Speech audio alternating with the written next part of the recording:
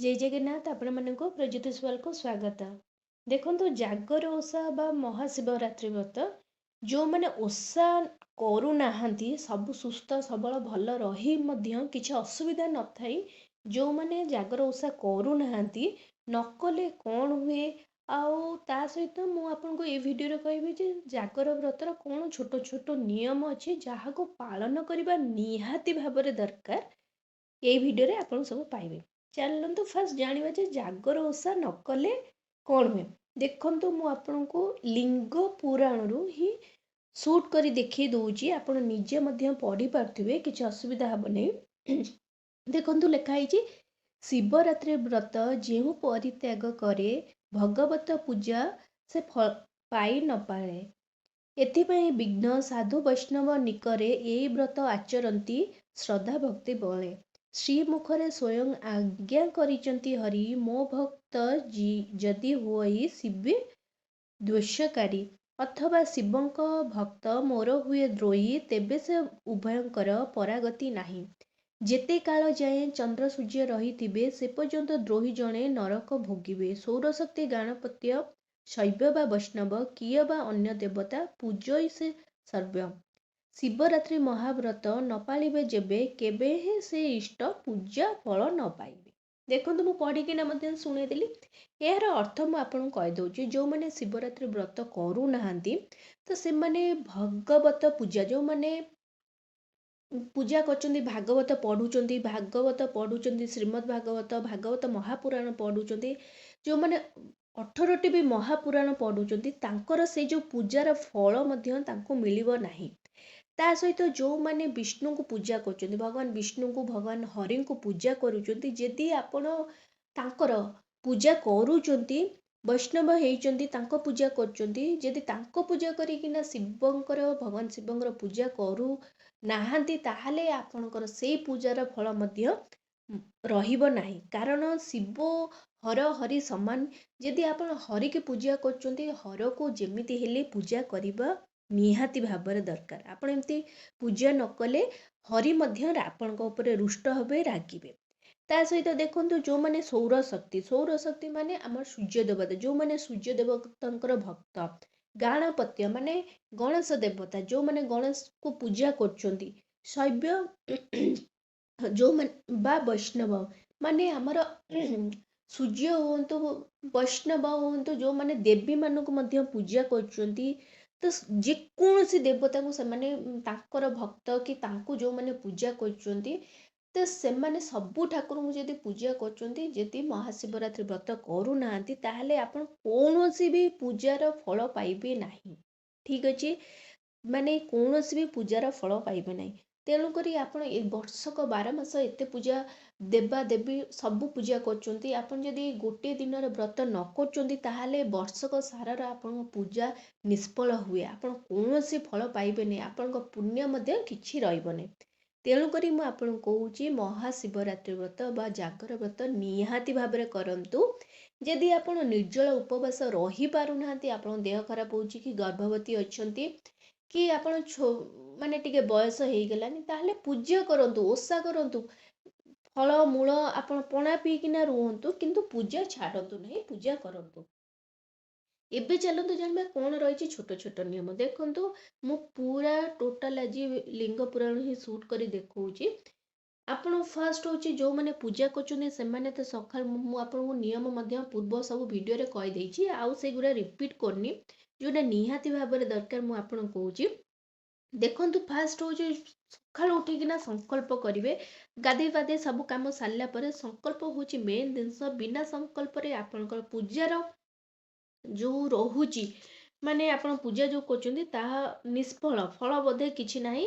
तो तेणु करी आपण प्रथमे संकल्प करंतु संकल्प कर सारला परे घर पूजा कर सारला परे आपण जेतले मंदिर जाउचंती फल मूल ये धरिकनी तो आपण जहाँ भी पूजा सामग्री नहीं करी जाउचंती फास्ट कोन करंतु नंदी महाराज को मुंडिया मारंतु सेठी तांको प्रथमे बेलपत्र फूल दुबपत्र देई पूजा करंतु तापरे आपण मंदिर डाहाण पार्श्व गणेश गणेश थिबे तांको पूजा करंतु तापरे कार्तिक को पूजा करंतु तापरे माँ पार्वती को पूजा करंतु माँ पार्वती को पूजा कर सारला परे ଆପଣ ଦେଖନ୍ତୁ ମା ପାର୍ବତୀଙ୍କ ପାଇଁ ଆପଣ ଯାହା ବି ନେଇଥିବେ ପୂଜା କରନ୍ତୁ। ସେଇ ମା ପାର୍ବତୀଙ୍କ ପାଖରେ ଗୋଟେ ପାଦୁକା ନଳା ଥିବ, ତାକୁ ପାଦୁକା ନଳା କେବେ ବି ଡେଇଁ କରି ଯିବେନି। କାରଣ ପାଦୁକା ନଳା ଡେଇଁ କରି ଗଲେ ଆପଣ ଯେଉଁ ମହାଶିବରାତ୍ରି ପୂଜା କରୁଛନ୍ତି ତାର ଫଳ କେବେ କିଛି ରହିବ ନାହିଁ। ତେଣୁକରି ପାଦୁକା ନଳା ଡେଇଁ କରି ଯାଆନ୍ତୁ ନାହିଁ, ତାପରେ ଓଲଟା ବୁଲିକରି ଆସନ୍ତୁ। ତେଣୁ ସବୁବେଳେ କୁହାଯାଇଛି ଯେ ଶିବ ମନ୍ଦିରରେ ସବୁବେଳେ ଅଧା ପରିକ୍ରମା କରାଯାଏ, ପୁରା ପରିକ୍ରମା କରାଯାଏନି। ତେଣୁ ଆପଣ ସେଇ ପାଦୁକା ନଳାରୁ ହିଁ ଆପଣ ଓଲଟା ଆସିବେ, ଆସିକରି ପୁଣି ନନ୍ଦୀ ମହାରାଜଙ୍କୁ ମୁଣ୍ଡିଆ ମାରିବେ, ତାଙ୍କୁ ପ୍ରଣାମ କରିବେ। ତାପରେ ଆପଣଙ୍କ ମନରେ ଯାହା ବି ଦୁଃଖ ଥିବ, ଯାହା ଥିବ ଆପଣଙ୍କ ମନୋକାମନା ନନ୍ଦୀ ମହାରାଜକୁ କହିବେ। କହିସାରିଲା ପରେ ଆପଣ କ'ଣ କରିବେ, ଏବେ ମହାଦେବଙ୍କ ମନ୍ଦିର ଭିତରକୁ ଯିବେ, ତାଙ୍କୁ ଉତ୍ତର ଦିଗ ମୁଖ କରି ପ୍ରଣାମ କରିବେ। ପ୍ରଥମେ ଡମ୍ବୁରୁ, ତ୍ରିଶୂଳ, ସର୍ପଙ୍କୁ ପ୍ରଣାମ କରିବେ। କିଛି ନ ଜାଣିଥିଲେ ଓಂ ଲଗେଇବେ, ଓಂ ଡମରୁ ନମଃ, ଓಂ ସର୍ପାୟ ନମଃ, ଓಂ ତ୍ରିଶୂଳାୟ ନମଃ, ଏମିତି ପ୍ରଣାମ କରିବେ। ତାପରେ ଆପଣ ଶିବଙ୍କୁ ପ୍ରଣାମ କରିବେ, ଓಂ ନମଃ ଶିବାୟ, ଓಂ ନମଃ ଶିବାୟ, ଏମିତି ମନ୍ତ୍ର 5, 7 ଆପଣଙ୍କ ହିସାବରେ 9, 11, 108 ଏମିତି ଆପଣ ଜପ କରିପାରିବେ। ଜପ କଲା ସମୟରେ ଆପଣ ଏତିକି ମନେ ରଖିବେ ଯେ ଆପଣଙ୍କ ଦାନ୍ତ ସହିତ ଦାନ୍ତ ବାଜିବ ନାହିଁ, ଆପଣ ଜିଭରେ ଉଚ୍ଚାରଣ କରିବେ। ତ ତ ସେଇଟା ସବୁବେଳେ ମନେ ରଖିବେ। ତାପରେ ଆପଣ ଓಂ ନମଃ ଶିବାୟ କହିସାରିଲା ପରେ ଓಂ, କାରଣ ହର ହରି ସମାନ ଆପଣ ଯଦି ଶିବଙ୍କୁ ପୂଜା କରୁଛନ୍ତି ତାହେଲେ ବିଷ୍ଣୁଙ୍କୁ ମଧ୍ୟ ପୂଜା କରିବା ନିହାତି ଦରକାର। ତ ମନେ ମନେ ଆପଣ ଓಂ ନମୋ ନାରାୟଣ, ଓಂ ନମୋ ନାରାୟଣ ଏମିତି ଭଗବାନ ବିଷ୍ଣୁଙ୍କୁ ମଧ୍ୟ ସ୍ମରଣ କରିବେ। ଏଇ ତାପରେ ଆପଣ ଗୋଟେ ମାର୍କ କରିଥିବେ, ମନ୍ଦିର ନନ୍ଦୀ ମହାରାଜ ଆଉ ଆମ ନନ୍ଦୀ ଆଉ ଭଗବାନଙ୍କ ଲିଙ୍ଗ ଭିତରେ ଗୋଟେ ସିଧା ଲାଇନ ରହୁଛି। ସେଇ ଲାଇନକୁ ଆପଣ ସୋମସୂତ୍ର କହୁଛନ୍ତି। ତ ଆପଣ ମଧ୍ୟ ସୋମସୂତ୍ର ଡେଇଁ କରି ଯିବେ ନାହିଁ। ସେମିତି କଲେ ଭଗବାନ ରୁଷ୍ଟ ହୁଅନ୍ତି, ରାଗନ୍ତି, କାରଣ ଆପଣ ତାଙ୍କୁ ଡେଇଁ କରି ଯାଉଛନ୍ତି। ତ ତାଙ୍କୁ ସେ ସିଧାକୁ ଡେଇଁ କରି ଯିବେ ନାହିଁ। ତାପରେ ଆପଣ ପୂଜାପୂଜି ଶେଷ କରିବେ।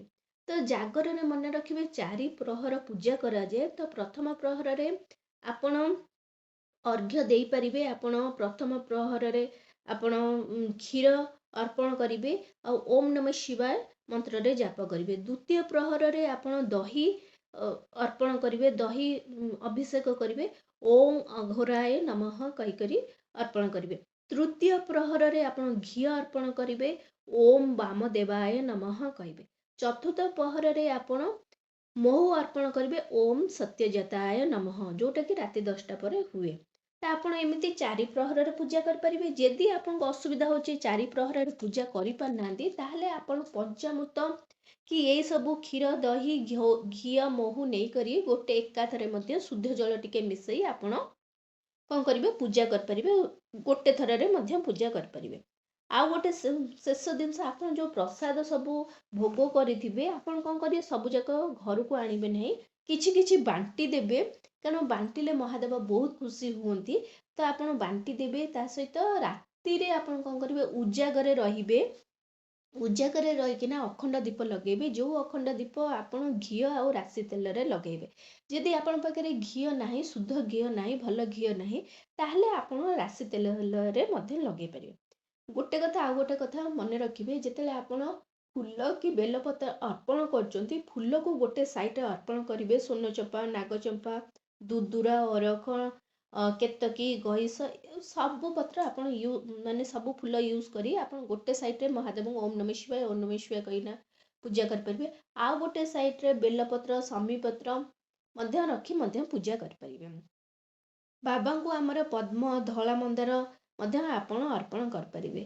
ତାପରେ ସେଇଦିନ ଆପଣ, ଏଇଟା ହେଲା ଛୋଟ ଛୋଟ ଜିନିଷ। ତା ସହିତ ଆଉ ଗୋଟେ ବଡ଼ ଜିନିଷ ହେଉଛି ଦିନ ସମୟରେ, ଠିକ୍ ଅଛି, ଦିନ ସମୟରେ ଆପଣ ଉପାସ ରହିଛନ୍ତି କି ଆପଣ ଅଳ୍ପ କିଛି ଖାଉଛନ୍ତି, ବାରମ୍ବାର କେବେ ବି ଖାଇବେନି। କାରଣ ବାରମ୍ବାର ଖାଇଲେ କିଛି ଲାଭ ନାହିଁ। ତ ତେଣୁକରି ବାରମ୍ବାର ଖାଇବେନି। ତା ସହିତ ଆପଣ ସେଇଦିନ ଦେହରେ ତେଲ ଲଗେଇବେ ନାହିଁ। ବିଳାସ ଦ୍ରବ୍ୟକୁ ଆପଣ ସବୁ ଉପଭୋଗ କରିବେ ନାହିଁ। ଯେମିତିକି ଆପଣ ସୋଫା ଉପରେ ବସିବେ ନାହିଁ, ବେଡ୍ ଉପରେ ବସିବେ ନାହିଁ, ଶୋଇବେ ନାହିଁ, ଖଟ ପଲଙ୍କରେ ଶୋଇବେ ନାହିଁ। ଯଦି ଆପଣ ରୋଗୀ କି ଆପଣ ଦେହ ଖରାପ ରହୁଛି, ତାହେଲେ ଆପଣ ତଳେ ଗୋଟେ ମସଲା ପାହାରି ଦେଇ ତକିଆ ବଦଳରେ ଆପଣ ଗୋଟେ ବେଡ଼ସିଟ୍ ହଉ କି ଆପଣଙ୍କ ବେକ କାଟୁଛି ଲୁଗା ଗୋଟେ ରଖି ଆପଣ ଟିକେ ରେଷ୍ଟ ନେଇଯିବେ। କିନ୍ତୁ ଆପଣ ସେଦିନ କିଛି ବିଳାସ ଦ୍ରବ୍ୟ ଉପଭୋଗ କରିବେ ନାହିଁ। ଦିନବେଳା ବିଲକୁଲ ବି ଶୋଇବେ ନାହିଁ।